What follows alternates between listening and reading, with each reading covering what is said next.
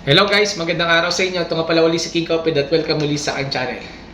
So ano ba pag-uusapan natin sa araw na ito? Ang pag-uusapan natin ay yung tungkol sa mga bagay na hindi sinasabi na ibang OFW o mga bagay na dapat alam mo bilang isang OFW. So magandang pag-usapan natin yan.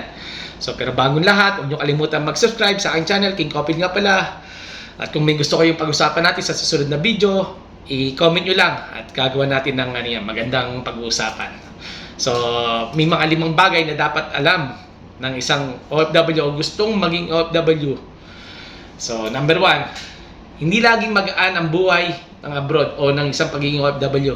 Alam niyo kung bakit? Kasi syempre, sa ibang bansa, sa abroad, lahat may encounter mo lahat may experience mo.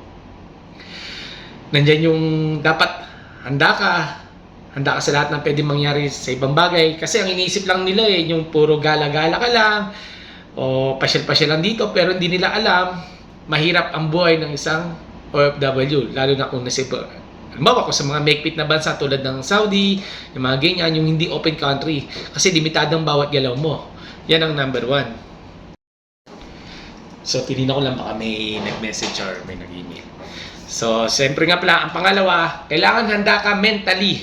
Siyempre, hindi naman porkit pupunta ka lang doon sa ibang bansa na gusto mong puntahan ay okay ka na. Dapat yung mentally prepared ka, kasi mahirap pag nasa ibang bansa ka, nandiyan yung mga kung ano yung iniisip mo, lalo't mag-isa ka lang. Tulad ko, diba? Tulad natin, kung sino man ng OFW dyan na mahirap talaga mag-isa. Kailangan physically fit saka mentally prepared ka. Nandiyan yung mga kung ano yung papasok sa isip mo, kesyo ganyan, gento. Lalo na pag mag-isa ka lang sa kwarto mo, kung ano ng mga minsan naisip mo. Kasi maraming mga pwedeng maging dahilan lalo na pag halimbawa stress ka sa trabaho, stress ka sa Pilipinas, nandiyan nagsama-sama. Dapat aware ka at yun nga, physically saka mentally, especially mentally prepared ka. Yun ang pangalawa. Sa pangatlo naman, syempre, nandiyan yung hindi lahat ng employer ay mababait. So, syempre, pag nag-abroad tayo, ina-expect na natin, lalo na especially sa mga kasambahay, ganyang trabaho, or kung saan kayo nagtatrabaho, syempre, hindi naman lahat ng employer natin mabait Nandyan yung masungit, yung aabusuin ka, o inaabuso ka, lalo na pagdating sa trabaho, diba, minsan, may mga communication barriers, syempre, yung kultura, iba yan. So, nagkagiging conflict yan Kumbaga, bilang isang Pilipino na nagtatrabaho sa ibang bansa. Sabagay, hindi lang naman tayong OFW. Hindi lang naman tayong mga Pilipino na nagtatrabaho sa ibang bansa na katulad natin OFW. Iba nga lang tawag siguro sa kanila. Pero sa atin, OFW tayo. Overseas Filipino workers ang tawag yan sa atin.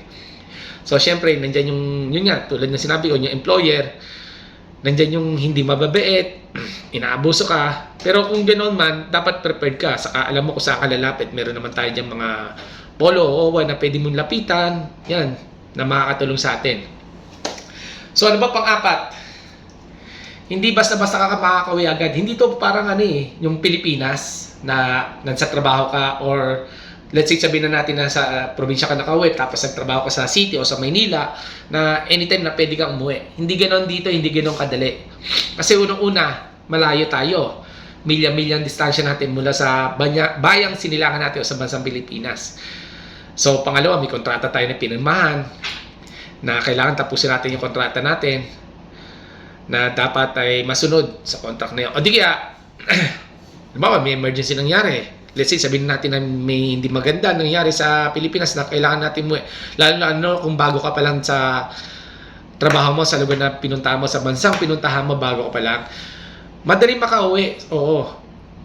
Madali kung papayagan ka, pero in the first place, syempre, mahirap din. Kasi unang-una, hindi basta-basta yung ibang employer. Tulad yung sinabi natin, hindi ka basta-basta makakauwi. Unlike na nga lang kung sa company ka nagtatrabaho, pero hindi rin ganun kadali. Kasi unang-una, mas bago ka pa lang. Tapos syempre, may mga sunod-sunod yan, mga rules and regulation. Tapos syempre, mahirap yun. Yung isi-shoulder mo lahat bago ka muwi, lalo't bago ka pa lang. Wala kang parang ipoprovide para mapabilis ka mapauwi. Yung mga ganang bagay ba? So, yun yung pang-apat. So, pang-lima, excuse, madali magpadala ng pera sa atin pero mahirap makuha pabalik. Alam niyo na ibig ko sabihin, diba? Siyempre, meaning, so nagpapadala tayo sa mahal natin sa boy, sa pamilya natin na naiwan sa Pilipinas. Let's say sabihin na natin na pamilyado ka, tao tulad natin. So pag nagpadala tayo doon, meaning na mahirap pabalik, yung wag mo nang hahanapin kasi para sa kanila yun eh. Provide mo yun, supportan mo yun sa pamilya na naiwan mo. So sa mga single naman dyan, syempre, minsan pinapadaan nyo sa mga magulang nyo, sa kapatid nyo, yung sinasabi nyo yung tipong, excuse, yung sinasabi nyo yung tipo na mag-iipon, iipunin nila, huwag ka na maniwala doon. Nakaw. Mga siguro sa mga 99.9% na hindi magkakatotoo yun yung ibibigay mo. Tapos, sasabihin natin, oh, ate, ma, pa, tatay, nanay, mag-save kayo ng ano dyan, yung sobra ha, i-save nyo. Hindi mangyayari yun kasi unang-una magagalaw nila yun. Magdadahilan. Yun ang totoo. So guys, sana may natutunan kayo sa maliit na vlog natin sa araw na ito. Tulad ng sinabi ko, break time lang. Kinuha ko na itong oras nito para makapag-usap tayo. So, huwag nyo kalimutan i-subscribe, i-like, i-share. King Kopil nga pala ha. Hanggang sa muli. Paalam!